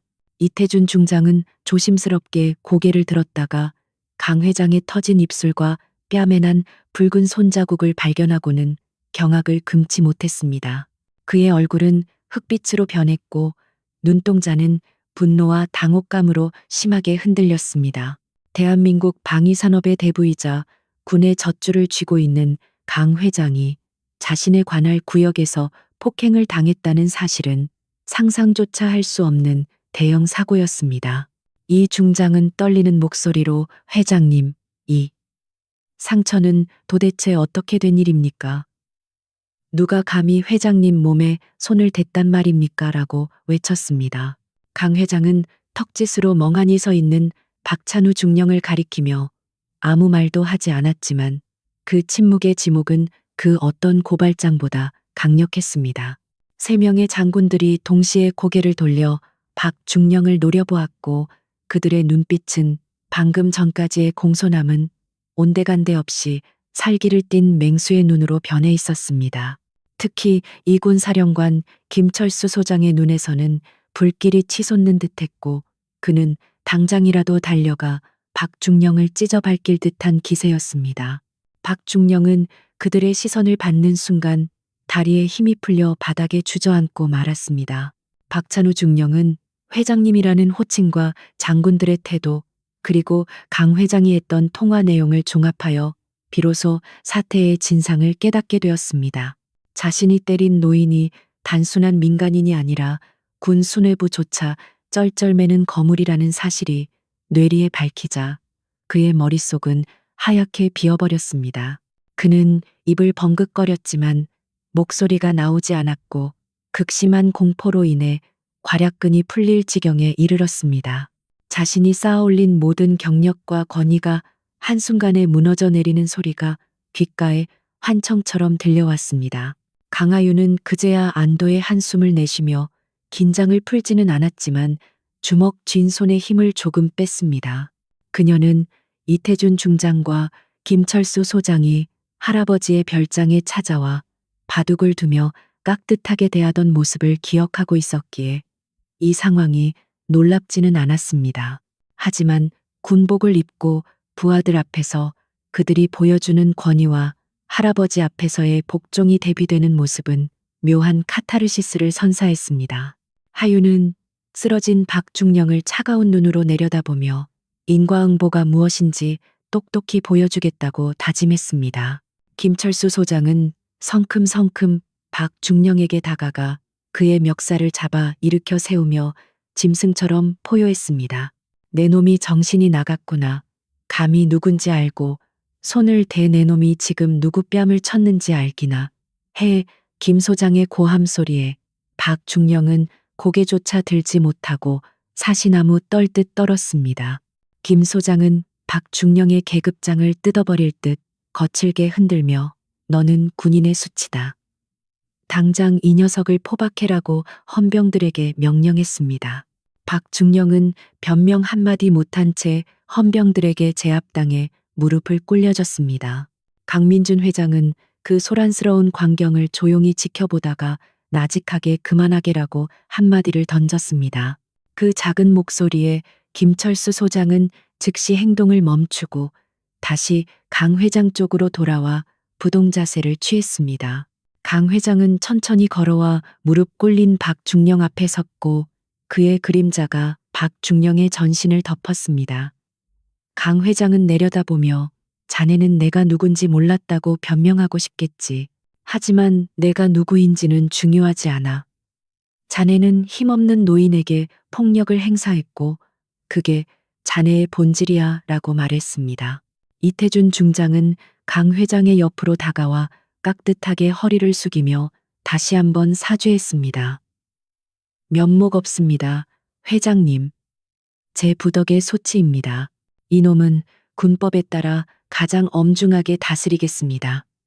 그리고 그는 잠시 말을 잇지 못하다가 강 회장의 입가에 맺힌 피를 보며 울분을 토하듯 덧붙였습니다. 군의관을 당장 호출했습니다. 상처부터 치료하셔야 합니다. 하지만 강 회장은 손을 들어 거절하며 내 상처는 중요하지 않아. 중요한 건 내 손녀와 여기 있는 훈련병들이 본군의 모습일세 라고 답했습니다. 주변의 훈련병들과 가족들은 이제 상황이 완전히 역전되었음을 깨닫고 안도감과 함께 통쾌함을 느끼기 시작했습니다.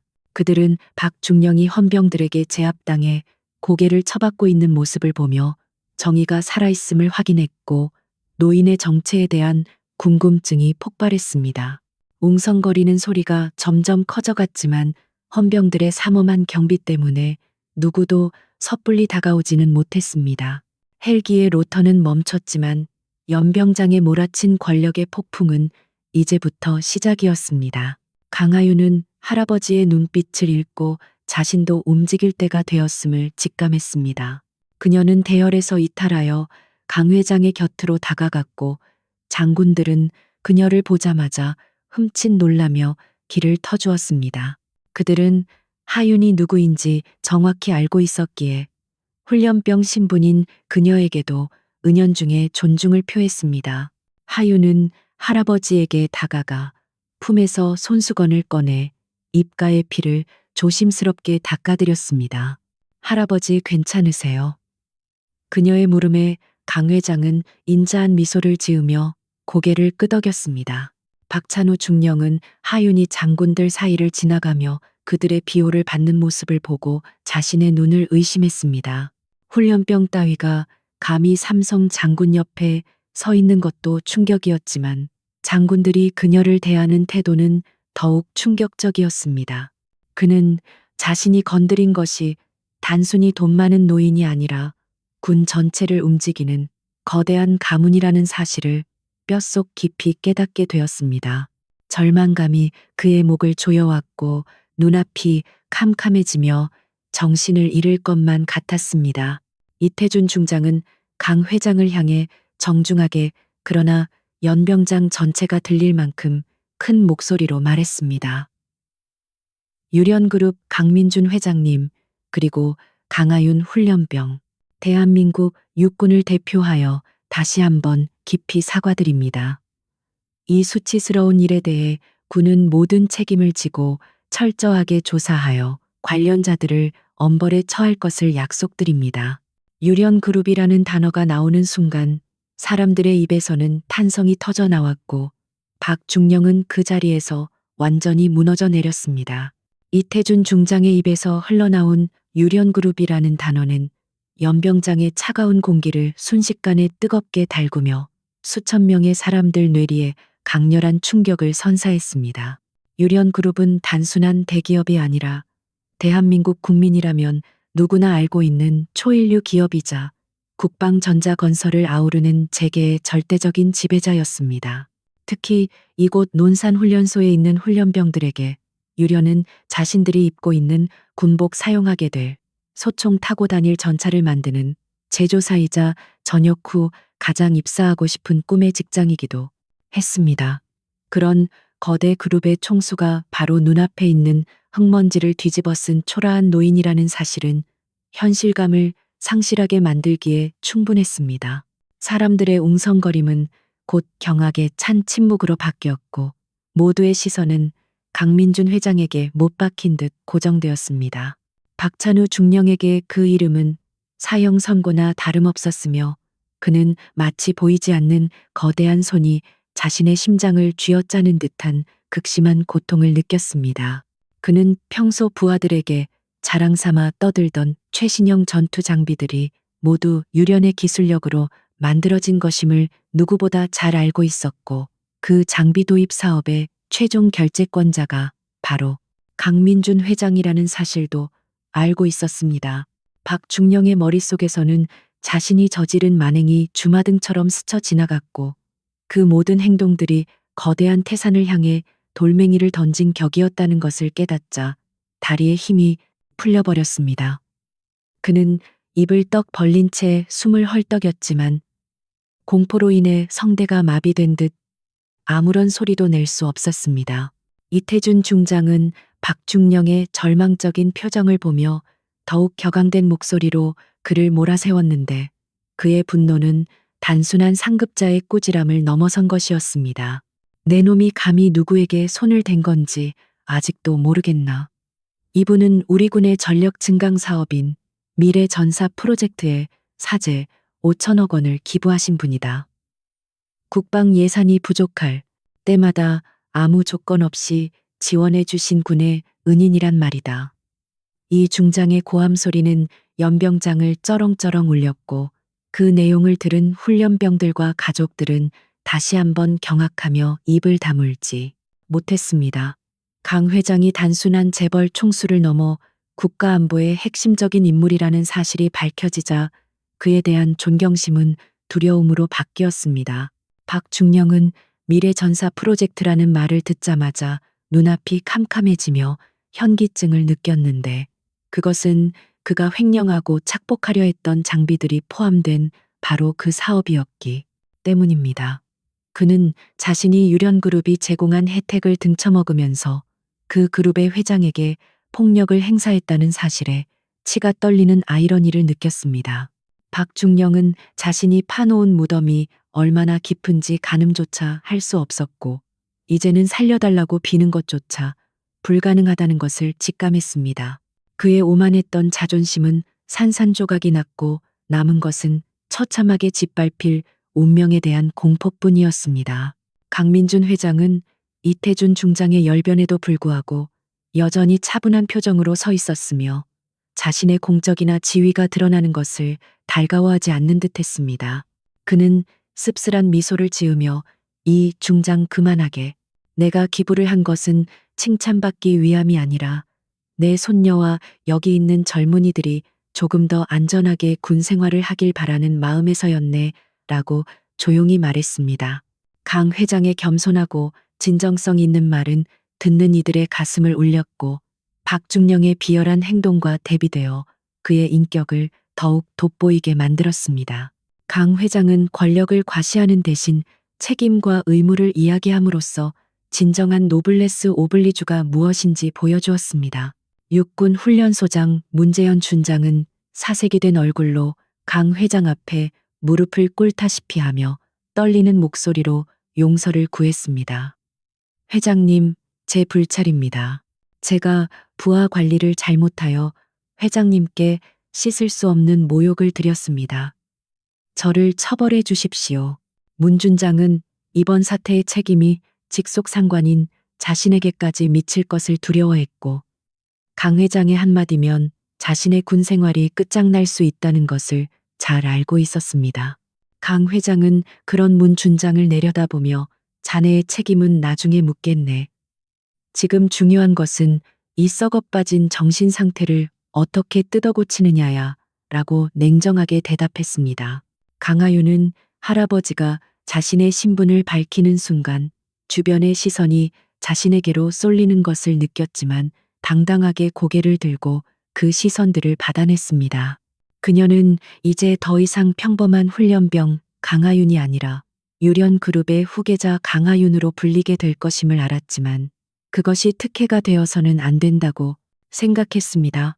하윤은 이태준 중장을 향해 절도 있는 동작으로 경례를 하며 훈련병 강하윤 할아버지의 신분과 상관없이 저를 엄격하게 대해 주십시오. 저는 특혜를 바라고 온 것이 아닙니다라고 외쳤습니다.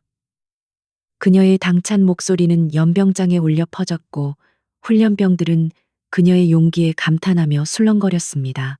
이태준 중장은 하윤의 결연한 눈빛을 보며 내심 감탄했고 강 회장의 핏줄은 다르다는 것을 다시 한번 느꼈습니다.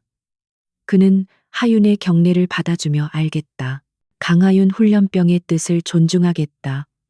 하지만 오늘은 피해자이자 목격자로서 조사를 받아야 한다. 라고 정중하게 답했습니다.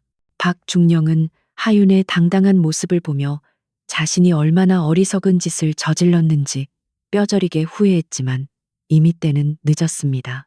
그는 자신이 무시했던 여자 신병이 사실은 자신을 벌레처럼 밟아 죽일 수 있는 거인의 손녀였다는 사실에 전율하며 바닥에 머리를 박았습니다. 박중령은 마지막 지푸라기라도 잡는 심정으로 강 회장의 바짓가랑이를 붙잡으려 기어갔고 눈물 콧물을 흘리며 비굴하게 애원하기 시작했습니다. 회장님 죽을 죄를 지었습니다. 제발 한 번만 살려주십시오. 저에게는 처자식이 있습니다. 제가 잠시 미쳤었나 봅니다. 그의 목소리는 공포에 질려 찢어지는 듯했고 그 모습은 조금 전에 위세등등했던 장교의 모습과는 너무나 달라 처량하기 그지없었습니다. 하지만 그의 애원은 동정심을 유발하기보다는 오히려 혐오감을 불러일으켰고 주변의 사람들은 눈살을 찌푸리며 고개를 돌렸습니다. 이군 사령관 김철수 소장은 박중령의 추태를 더 이상 눈뜨고 볼 수 없다는 듯 군화발로 그의 어깨를 걷어차며 떼어놓았습니다. 이 더러운 손 치워라. 내 놈이 군인의 명예를 팔아먹고도 모자라. 이제는 구걸까지 하느냐. 내 녀석에게는 감옥도 사치다. 김 소장의 분노는 하늘을 찔렀고 그는 헌병들에게 눈짓을 하여 박중령을 강제로 끌어내도록 지시했습니다. 헌병들은 박중령의 양팔을 거칠게 꺾어 제압했고 박중령은 짐승처럼 울부짖으며 끌려갔지만 그 소리는 헬기의 잔여 소음에 묻혀 허공으로 흩어졌습니다. 연병장에 모인 신병들과 가족들은 박중령이 끌려가는 모습을 보며 10년 묵은 체증이 내려가는 듯한 통쾌함을 느꼈고 여기저기서 박수 소리가 터져 나오기 시작했습니다. 그것은 권력에 굴복하지 않고 정의를 구현한 강 회장에 대한 찬사이자 부패한 권력자의 몰락을 환영하는 서민들의 환호였습니다. 강 회장은 박수 소리에 화답하는 대신 묵묵히 고개를 숙여 감사를 표했고 그 모습은 그를 더욱 위대해 보이게 만들었습니다. 그는 자신이 받은 모욕보다 훈련병들이 느꼈을 공포와 상처를 더 걱정하는 진정한 어른의 모습을 보여주었습니다. 강 회장은 이태준 중장에게 시선을 돌리며 나직하지만 묵직한 목소리로 지시를 내리기 시작했는데 그 내용은 군 내부를 발칵 뒤집어 놓을 만한 것이었습니다. 이 중장 내 뺨 한 대로 끝낼 생각 말게. 저 친구 하나 잡아넣는다고 해결될 문제가 아니야. 저런 자가 중령까지 진급할 수 있었던 배경훈련소 내 부조리 보급품 횡령 의혹까지 싹 다 조사해서 나에게 보고하게. 강 회장의 눈빛은 매서웠고 그는 이번 기회에 썩은 뿌리를 완전히 뽑아내겠다는 강력한 의지를 드러냈습니다. 이것은 단순한 개인적 복수가 아니라 군 전체를 위한 대수술의 시작이었습니다. 이태준 중장은 강 회장의 지시에 식은땀을 흘리며 차렷 자세로 네 알겠습니다. 육군본부 감찰단을 총동원하여 지휘고하를 막론하고 철저하게 파헤치겠습니다. 결과는 회장님께 가장 먼저 보고드리겠습니다. 라고 복명복창했습니다.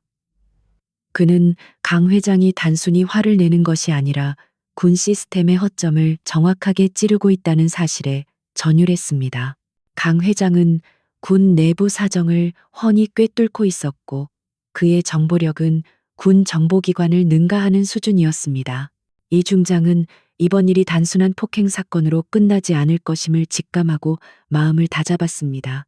강 회장은 하윤에게 시선을 돌려 따뜻한 눈빛으로 그녀를 위로했습니다. 하윤아, 놀라게 해서 미안하구나. 하지만 하라비는 오늘 맞은 뺨이 전혀 아프지 않다. 오히려 이 일로 인해 우리 군이 조금이라도 깨끗해질 수 있다면 100번이라도 더 맞을 수 있어.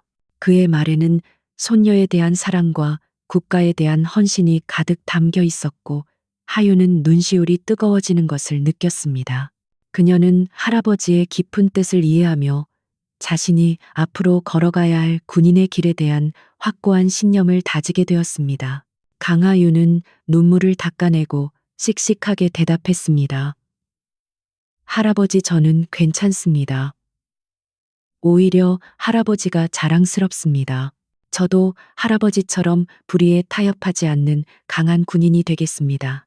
그녀의 말에 강 회장은 흐뭇한 미소를 지으며 투박한 손으로 손녀의 머리를 쓰다듬어 주었습니다. 그 모습은 재벌 총수와 후계자가 아니라 평범한 할아버지와 손녀의 따뜻한 정이 느껴지는 장면이었고 지켜보는 사람들의 마음까지 훈훈하게 만들었습니다. 하윤은 오늘 겪은 일을 평생 잊지 않고 군 생활의 지표로 삼겠다고 다짐했습니다. 문재현 훈련소장은 사태 수습을 위해 훈련병들을 해산시키고 가족들을 안심시키느라 분주하게 움직였지만 그의 얼굴에는 여전히 불안감이 가득했습니다. 그는 이번 감찰에서 자신도 무사하지 못할 것임을 예감했고 그동안 관행처럼 눈 감아왔던 비리들이 드러날까봐 전전긍긍했습니다. 강 회장의 등장은 훈련소라는 폐쇄적인 공간에 갇혀있던 썩은 물을 한 번에 뒤집어 엎는 거대한 해일과도 같았고 그 파장은 이제 막 시작된 것이나 다름없었습니다. 훈련소의 간부들은 모두 숨을 죽이고 다가올 폭풍을 기다려야만 했습니다. 강 회장은 헬기에 오르기 전 마지막으로 연병장을 둘러보며 훈련병들에게 무언의 격려를 보냈습니다. 그는 헬기 계단에 서서 이태준 중장에게 내 손녀를 부탁하는 게 아닐세. 저 아이가 공정하게 경쟁하고 성장할 수 있는 환경을 만들어 달라는 것이네. 그리고 저기 있는 모든 젊은이들을 내 손자처럼 아껴주게 라고 당부했습니다. 이 말은 그 자리에 있던 모든 군 간부들에게 뼈저린 교훈으로 남았고 그들은 강 회장의 뒷모습을 향해 다시 한번 깊숙이 고개를 숙였습니다. 헬기의 로터가 다시 힘차게 돌아가기 시작했고 강 회장을 태운 헬기는 흙먼지를 일으키며 하늘로 날아올랐습니다. 하윤은 멀어지는 헬기를 향해 거수경례를 올리며 할아버지를 배웅했고 그녀의 눈빛은 그 어느 때보다 빛나고 있었습니다. 박중령은 이미 헌병차에 실려 어디론가 끌려가고 없었지만 그가 남긴 파장은 훈련소 전체를 뒤흔들고 있었습니다. 이제 훈련소에는 새로운 바람이 불어올 것이며 그것은 부패와 부조리를 씻어내는 정화의 바람이 될 것이 분명했습니다. 헬기가 사라진 뒤에도 사람들은 한동안 자리를 뜨지 못하고 하늘을 올려다보았고 그날의 사건은 전설처럼 입에서 입으로 전해지게 될 것이었습니다. 훈련소의 조교들과 간부들은 긴장된 표정으로 서로의 눈치를 살피며 몸을 사렸고 훈련병들은 강하윤이라는 존재에 대해 경외심을 갖게 되었습니다. 하윤은 주위의 시선을 의식하지 않고 묵묵히 자신의 자리로 돌아가 훈련 준비를 시작했습니다. 그녀의 군 생활은 남들과는 조금 다르게 하지만 훨씬 더 강렬하게 시작되고 있었습니다. 강하윤은 흙먼지가 가라앉은 연병장을 바라보며 주먹을 꽉 쥐었습니다. 이제부터는 할아버지의 후광이 아닌 자신의 실력으로 증명해야 할 시간이었습니다. 그녀는 유련그룹의 상속녀라는 꼬리표를 떼고 대한민국 육군 소위로 임관하는 그날까지 최선을 다할 것을 스스로에게 맹세했습니다. 그리고 언젠가는 할아버지처럼 군과 국가를 위해 헌신하는 진정한 리더가 되겠다는 꿈을 꾸기 시작했습니다. 폭풍은 지나갔지만 그녀의 가슴 속에는 더 큰 불꽃이 타오르고 있었습니다. 헌병대 취조실의 차가운 공기는 박찬우 중령의 뼛속까지 파고들며 그가 처한 현실을 잔혹하게 일깨워주고 있었는데 불과 몇 시간 전까지만 해도 훈련소를 호령하던 그의 위세는 온데간데 없고 이제는 초라한 죄인의 모습만이 남았습니다.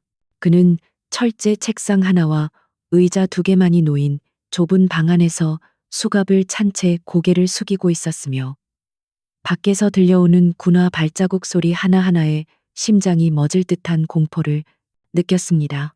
박중령은 자신이 저지른 일이 단순히 노인을 폭행한 사건으로 끝나지 않을 것임을 직감하고 있었고 유련그룹이라는 거대한 산이 자신을 짓누르고 있다는 압박감에 숨조차 제대로 쉴 수 없었습니다. 그는 시간을 되돌릴 수만 있다면 자신의 손목을 잘라서라도 그 순간을 막고 싶었지만 이미 엎질러진 물이었고 그에게 남은 것은 차가운 철창뿐이었습니다. 육군본부 감찰단과 군사경찰 수사관들이 들이닥친 것은 박중령이 체포된 지 불과 1시간도 채 되지 않아서였는데 그들의 움직임은 마치 사냥감을 쫓는 맹수처럼 신속하고 정확했습니다. 이태준 중장의 특별 지시를 받은 수사관들은 박중령의 집무실과 관사를 동시에 급습하여 서류 한 장 먼지 하나까지 샅샅이 뒤지기 시작했습니다. 평소라면 영장 발부와 절차 문제로 며칠이 걸렸을 일들이 강민준 회장의 분노라는 거대한 명분 아래 일사천리로 진행되었고 그 누구도 이 과정에 토를 달거나 이의를 제기할 수 없었습니다. 박중령의 부하들은 수사관들의 서슬퍼런 기세에 눌려 숨죽이고 있었고 그동안 박중령이 저질러온 비리들이 낱낱이 드러나는 것은 시간 문제였습니다. 수사관들은 박중령의 개인 금고와 숨겨진 비밀 장부를 찾아내는데 그리 오랜 시간이 걸리지 않았는데 이는 박중령이 자신의 권력을 너무나 맹신한 나머지 증거를 인멸할 생각조차 하지 않았기 때문이었습니다. 발견된 장부에는 그가 지난 수년 동안 훈련소 보급품을 빼돌려 납품업체와 결탁해 챙긴 뒷돈의 내역이 상세하게 기록되어 있었고 그 액수는 실로 입이 떡 벌어질 수준이었습니다. 훈련병들이 먹어야 할 부식비를 가로채고 지급되어야 할 피복과 장비를 빼돌려 사욕을 채운 파렴치한 행위들이 적나라하게 드러나자 수사관들조차 혀를 내두르며 분노를 감추지 못했습니다. 특히 충격적인 것은 박중령이 빼돌린 장비 중 일부가 유련그룹이 군에 기증한 최신형 야간 투시경과 방탄 헬멧이었다는 사실이었는데 이는 그가 강민준 회장의 은혜를 원수로 갚았음을 증명하는 결정적인 증거였습니다. 강 회장이 사재를 털어 군의 현대화를 위해 기부한 물품들을 중간에서 가로채 암시장에 팔아넘기려 했던 정황이 포착되자 이태준 중장은 보고를 받고 경로하여 책상을 내리쳤습니다. 이것은 단순한 횡령을 넘어 국가 안보를 위협하고 군의 기강을 뿌리째 흔드는 이적 행위나 다름없었기에 박중령은 이제 군법상 최고형을 피할 수 없는 처지가 되었습니다. 취조실에서 이 사실을 추궁받은 박중령은 사색이 되어 횡설수설하며 변명하기 급급했는데 그는 혼자 죽을 수 없다는 듯 공범들의 이름을 줄줄이 털어놓기 시작했습니다. 그는 자신에게 뇌물을 바친 납품업자들뿐만 아니라 자신의 뒤를 봐주었던 상급 부대의 영관급 장교들과 훈련소 내의 다른 간부들까지 모조리 언급하며 물귀신 작전을 펼쳤습니다. 박중령의 입에서 나오는 이름들은 꼬리에 꼬리를 물고 이어져 거대한 비리 카르텔의 실체가 드러나게 되었고 수사 범위는 훈련소를 넘어 육군 전체로 확대될 조짐을 보였습니다.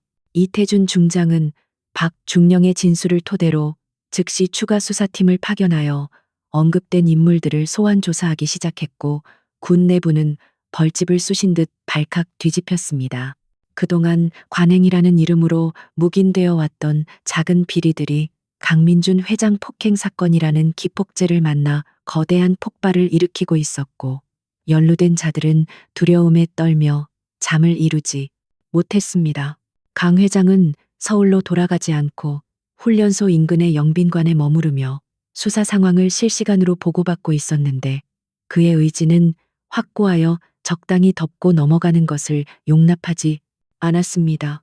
강하윤은 훈련소 내무반에서 동기들과 함께 대기하며 밖에서 들려오는 흉흉한 소문들을 접하고 있었지만 내색하지 않고 묵묵히 자신의 장비를 손질했습니다.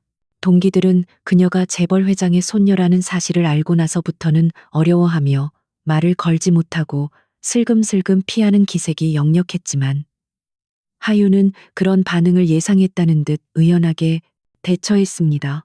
그녀는 자신이 특별한 대우를 받는 것을 원하지 않았기에 오히려 남들보다 더 일찍 일어나 청소를 하고 힘든 일을 도맡아 하며 동기들의 마음을 열기 위해 노력했습니다. 훈련소의 분위기는 하루가 다르게 변해가고 있었는데 가장 먼저 달라진 것은 식당의 메뉴와 배식의 양이었습니다.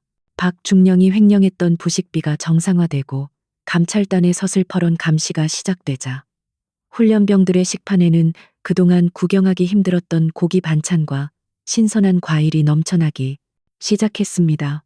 조교들과 간부들은 혹시라도 꼬투리가 잡힐까봐 훈련병들에게 규정 이상의 가혹 행위를 하지 않았고 보급품 지급 또한 칼같이 이루어져 훈련병들 사이에서는 강하윤이 훈련소의 구세주라는 말이 돌기 시작했습니다.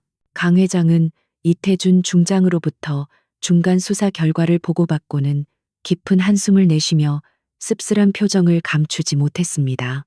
그는 자신이 평생을 바쳐 지원해온 군대가 내부에서부터 이렇게 썩어 문드러져 있었다는 사실에 큰 배신감과 안타까움을 느꼈습니다.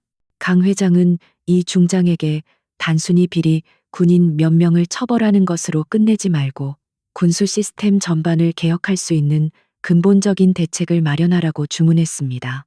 그는 자신의 영향력을 이용하여 국방부 장관과 직접 통화하며 이번 사건을 계기로 군의 투명성을 높이는 대대적인 개혁을 요구했습니다.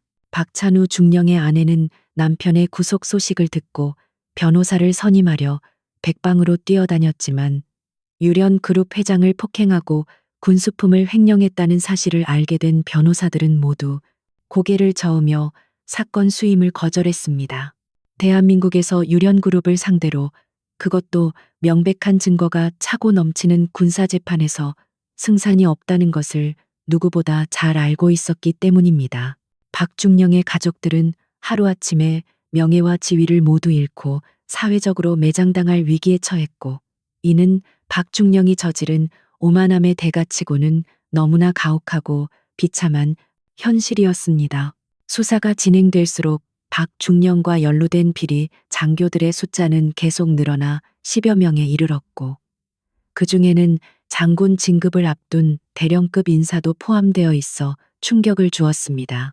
그들은 박중령이 상납한 돈으로 골프를 치고 유흥을 즐기며 훈련병들의 고혈을 빨아먹은 기생충 같은 존재들이었습니다. 이태준 중장은 읍참마속의 심정으로 그들 모두를 직위 해제하고 군 검찰에 구속 수사를 의뢰했으며 군 내부 게시판에는 이번 기회에 썩은 환부를 완전히 도려내야 한다는 자정의 목소리가 높았습니다.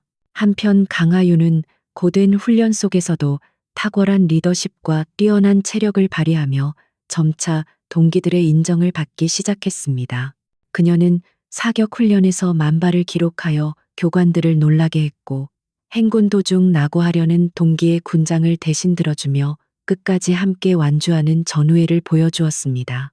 처음에는 그녀를 재벌가 공주님으로만 생각했던 동기들도 흙먼지를 뒤집어쓰고 함께 땀 흘리는 그녀의 진정성 있는 모습에 마음을 열고 진정한 전우로 받아들이게 되었습니다. 강민준 회장은 영빈관 창가에 서서 멀리 보이는 훈련소를 바라보며 손녀가 겪고 있을 고단함을 생각했지만 결코 개입하지 않았습니다. 그는 하윤이 이 시련을 통해 진정한 리더로 성장하기를 바랐고 자신이 해줄 수 있는 것은 훈련소가 공정한 시스템으로 돌아가도록 외부의 압력을 막아주는 것뿐이라고 생각했습니다. 강 회장은 비서실장에게 지시하여 훈련소 내의 도서관을 리모델링하고 최신 서적을 기증하도록 조치했는데 이는 하윤뿐만 아니라 모든 장병들을 위한 그의 세심한 배려였습니다. 수사 마무리 단계에 접어들자 박찬우 중령은 모든 것을 체념한 듯 넋이 나간 표정으로 조사에 임하고 있었고 그의 눈빛에서는 더 이상 예전의 오만함을 찾아볼 수 없었습니다. 그는 자신이 유련그룹 회장이라는 거물을 건드린 것이 단순한 불운이 아니라 그동안 쌓아온 업보가 터진 것임을 뒤늦게 깨닫고 있었습니다. 수사관은 그에게 적용된 혐의가 상관 폭행 군용물 횡령, 뇌물수수 직권 남용 등 10여 가지에 달하며 최소 징역 15년 이상이 구형될 것이라고 통보했습니다. 박중령의 몰락은 훈련소 내 다른 간부들에게도 강력한 경고 메시지가 되어 군 기강이 획기적으로 바로잡히는 계기가 되었습니다. 간부들은 병사들을 함부로 대하지 않고 규정을 철저히 준수하게 되었으며 보급품 관리는 그 어느 때보다 투명하게 이루어졌습니다. 훈련병들은 비로소 인간적인 대우를 받으며 훈련에만 전념할 수 있는 환경을 누리게 되었고 이는 강하윤과 강 회장이 만들어낸 조용한 기적이었습니다. 강하윤은 밤하늘의 별을 올려다보며 할아버지의 가르침을 되새겼고 자신이 가진 힘은 남을 지배하기 위한 것이 아니라 지키기 위한 것임을 다시 한번 깨달았습니다. 그녀는 앞으로 펼쳐질 군 생활이 결코 순탄치 않겠지만 어떤 유혹과 시련이 와도 흔들리지 않겠다는 굳은 다짐을 했습니다. 훈련소의 밤은 깊어갔지만 하윤의 눈은 그 어느 때보다 맑고 강렬하게 빛나고 있었으며 그녀는 이제 진정한 군인으로 다시 태어나고 있었습니다. 최종 수사 결과 발표가 임박해오면서 군 당국은 기자회견을 준비했고 언론의 관심은 최고조에 달했습니다. 국민들은 재벌 회장이 군부대 내에서 폭행당했다는 사실에 분노하면서도 그가 보여준 대처와 군의 신속한 정화 노력에 지지를 보내고 있었습니다. 이번 사건은 단순히 하나의 에피소드가 아니라 대한민국 사회의 특권의식과 비리의 경종을 울리는 역사적인 사건으로 기록될 준비를 마쳤습니다. 드디어 박중령을 포함한 비리 관련자 전원이 군사법원에 기소되었고 그들의 옷에서는 계급장이 떼어졌습니다. 그들이 입고 있던 영광스러운 군복은 이제 수의와 다름없는 죄수복으로 바뀌게 될 운명이었고 그들의 이름은 불명예 전역자 명단에 영원히 남게 되었습니다. 강 회장은 수사 결과를 보고받고 고개를 끄덕이며 이제 돌아갈 시간임을 알렸고 하윤에게는 편지 한 통만을 남긴 채 조용히 훈련소를 떠날 준비를 했습니다. 폭풍이 지나간 자리에는 새로운 희망의 싹이 트고 있었고 강하윤은 그 희망의 증거가 되어 연병장을 달리고 있었습니다. 그녀의 힘찬 구령 소리는 새벽 공기를 가르며 울려 퍼졌고 그것은 유련의 후계자가 아닌 대한민국 육군훈련병 강하윤의 당당한 외침이었습니다. 이제 모든 준비는 끝났고 정의의 심판만이 남았습니다. 군사법원의 높은 천장 아래에는 무거운 침묵만이 감돌고 있었으며 판사의 엄숙한 목소리가 텅 빈 공기를 가르며 울려 퍼졌습니다. 피고석에 앉은 박찬우는 더 이상 예전의 거만한 중령이 아니라 계급장이 뜯겨나간 초라한 수의를 입은 죄인일 뿐이었습니다. 재판부는 그에게 군 형법상 상관, 폭행, 군용물 횡령, 뇌물수수 등 다수의 혐의를 적용하여 징역 15년과 불명예 전역, 그리고 막대한 추징금을 선고했습니다. 판결이 내려지는 순간 박찬우의 어깨는 힘없이 무너져 내렸고 그는 자신의 인생이 되돌릴 수 없는 나락으로 떨어졌음을 뼈저리게 실감하며 바닥에 고개를 떨구었습니다. 박찬우는 법정을 빠져나가며 방청석을 힐끔 쳐다보았지만 그곳에는 자신의 가족조차 보이지 않았고 싸늘한 시선을 보내는 헌병들만이 자리를 지키고 있었습니다. 그는 자신이 권력을 휘두를 때는 주변에 그렇게 많았던 사람들이 한순간에 썰물처럼 빠져나간 것을 보며 인생의 더섭음과 비정함을 뼈저리게 느꼈습니다. 유련그룹의 회장을 건드린 대가는 혹독했고 그는 감옥이라는 차가운 현실 속에서 남은 생을 후회와 고통으로 보내야만 하는 운명에 처해졌습니다. 철창문이 닫히는 둔탁한 금속성은 그가 사회와 영원히 격리되었음을 알리는 마지막 신호였습니다. 박찬우의 몰락과 함께 시작된 군 내부의 대대적인 감찰은 태풍처럼 모든 것을 휩쓸고 지나갔으며 썩은 부위들은 과감하게 도려내어졌습니다. 강민준 회장의 폭행 사건에 연루되거나 비리에 가담했던 10여 명의 고위 장교들이 줄줄이 옷을 벗었고 그 자리는 청렴하고 유능한 인재들로 채워졌습니다. 군 수뇌부는 뼈를 깎는 혁신을 약속하며 투명한 보급 시스템을 도입했고 훈련소 내의 악습과 부조리를 뿌리 뽑기 위한 강력한 대책들을 시행했습니다. 이것은 단순히 사람을 바꾸는 것이 아니라 군대라는 거대한 조직의 문화를 송두리째 바꾸는 역사적인 개혁의 시작이었습니다. 강하윤은 밖에서 벌어지는 소용돌이와는 무관하게 훈련소 안에서 묵묵히 자신과의 싸움을 이어가고 있었는데 그녀의 하루는 그 누구보다 치열했습니다. 그녀는 유련의 후계자라는 꼬리표를 떼기 위해 남들이 쉴 때도 총기를 손질하고 밤늦게까지 체력 단련을 하며 스스로를 극한으로 몰아붙였습니다. 진흙탕을 키고 화생방 가스를 마시며 흘린 그녀의 땀방울은 그녀가 가진 배경이 아니라 오로지 그녀 자신의 노력과 의지를 증명하는 가장 정직한 증거였습니다. 교관들조차 그녀의 독한 근성에 혀를 내둘렀고 동기들은 그녀를 진심으로 존경하며 따르게 되었습니다. 5주간의 지옥 같은 훈련이 끝나고 드디어 수료식 날이 밝아왔는데 연병장의 하늘은 그날의 흙먼지가 거짓말인 것처럼 맑고 푸르게 빛나고 있었습니다. 수천 명의 신병들이 오와 열을 맞춰 정렬한 모습은 장관을 이루었고 그들의 눈빛에는 훈련병의 티를 벗고 진정한 군인으로 거듭난 자부심이 가득 차 있었습니다. 단상에는 군 수뇌부와 내외빈들이 참석하여 이들을 축하해 주었는데 그 중에는 강민준 회장의 모습도 보였습니다. 그는 이번에는 낡은 점퍼가 아닌 단정한 정장 차림으로 참석했지만 여전히 권위보다는 인자함이 넘치는 모습으로 손녀가 있는 대열을 바라보고 있었습니다. 수료식의 하이라이트인 계급장 수여식이 시작되자 가족들이 연병장으로 쏟아져 나와 아들과 딸의 어깨에 이등병 계급장을 달아주기 시작했습니다. 강 회장은 천천히 걸어 하윤의 앞으로 다가갔고 하윤은 부동자세로 서서 할아버지를 맞이했는데 그녀의 눈시울은 붉게 달아올랐습니다.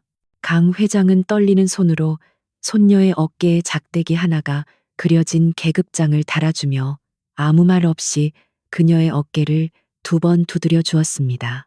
그 투박한 손길에는 수많은 말보다 더 깊은 사랑과 격려 그리고 자랑스러움이 담겨 있었고 하윤은 끝내 참았던 눈물을 한 방울 흘렸습니다.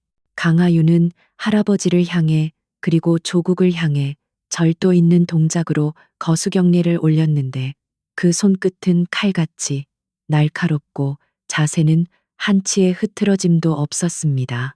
이병 강하윤 신고합니다.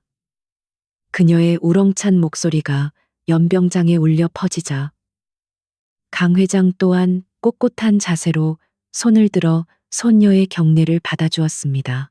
그것은 단순한 가족 간의 인사가 아니라 국가 안보를 지탱해온 노장과 이제 막 그 길에 들어선 신참 군인 사이에 오가는 숭고한 맹세와도 같았습니다. 그 장면을 지켜보던 이태준 중장을 비롯한 장군들도 가슴이 뜨거워지는 것을 느끼며 조용히 박수를 보냈습니다. 수료식이 끝나고 잠시 주어진 면회 시간 동안 강 회장과 하윤은 벤치에 나란히 앉아 훈련소에서의 기억을 나누었습니다. 강 회장은 자신의 뺨에 희미하게 남은 흉터를 만지작거리며 이 상처가 헛되지 않았구나.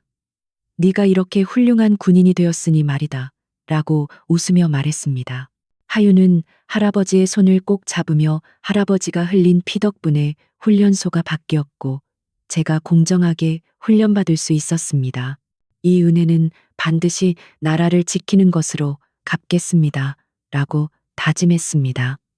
두 사람 사이에는 유련그룹의 경영권보다 더 소중한 가치인 명예와 신념이 흐르고 있었습니다. 하윤은 자대 배치를 받았는데 그녀가 지원한 곳은 최전방에 위치한 훈련 강도가 높기로 악명 높은 백호 부대의 수색 중대였습니다. 주위에서는 편한 부대로 갈 수 있도록 손을 써주겠다고 제안했지만 하윤은 단호하게 거절하며 가장 힘들고 위험한 곳을 선택했습니다. 그녀는 편안한 길을 걷기 위해 군복을 입은 것이 아니며 병사들과 똑같이 고생하고 땀 흘려야만 진정한 지휘관이 될 수 있다고 믿었기 때문입니다. 강 회장은 손녀의 결정을 듣고 말없이 고개를 끄덕이며 그녀의 선택을 전폭적으로 지지해 주었습니다. 떠나는 하윤의 뒷모습을 배웅하며 강 회장은 비서실장에게 이제 유련의 주식이 아니라 하윤이의 군화가 더 무겁겠구나. 저 아이가 걸어갈 길이 기대된다. 라고 나직하게 말했습니다. 그는 손녀가 기업이라는 울타리를 넘어 더 넓은 세상에서 자신만의 가치를 증명해내리라 확신했고 이제 자신은 뒤에서 묵묵히 지켜보는 역할에 만족하기로 했습니다. 하윤을 태운 군용 트럭이 흙먼지를 일으키며 위병소를 빠져나갔고 그녀의 새로운 여정은 이제 막 시작되고 있었습니다. 그날의 사건은 논산의 전설이 되어 군대 내에서 오랫동안 회자되었으며 군인들은 강 회장의 노블레스 오블리주 정신을 본받아 기강을 확립해 나갔습니다.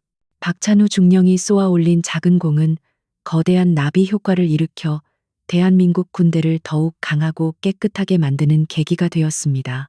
그리고 그 중심에는 묵묵히 자신의 길을 걸어가는 이등병 강하윤이 있었는데 그녀는 더 이상 누구의 손녀가 아닌 대한민국 육군의 당당한 일원으로서 자신의 역사를 써내려가고 있었습니다. 강하윤이 배치된 백호 부대의 막사는 험준한 산악지대에 위치해 있었고 밤이 되면 살을 애는 듯한 추위가 몰아쳤습니다. 하지만 하윤은 경계 근무를 서면서 밤하늘의 별을 바라볼 때마다 가슴속에서 뜨거운 무언가가 솟구치는 것을 느꼈습니다.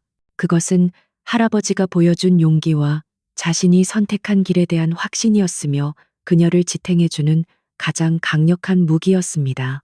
그녀는 어둠 속에서도 빛나는 눈빛으로 전방을 주시하며 조국의 평화를 지키는 파수꾼으로서의 임무를 완벽하게 수행해 나갔습니다. 시간이 흘러 계절이 바뀌고 훈련소의 흙먼지도 비바람에 씻겨 내려갔지만 그날의 교훈만은 사람들의 가슴 속에 선명하게 남아 있었습니다.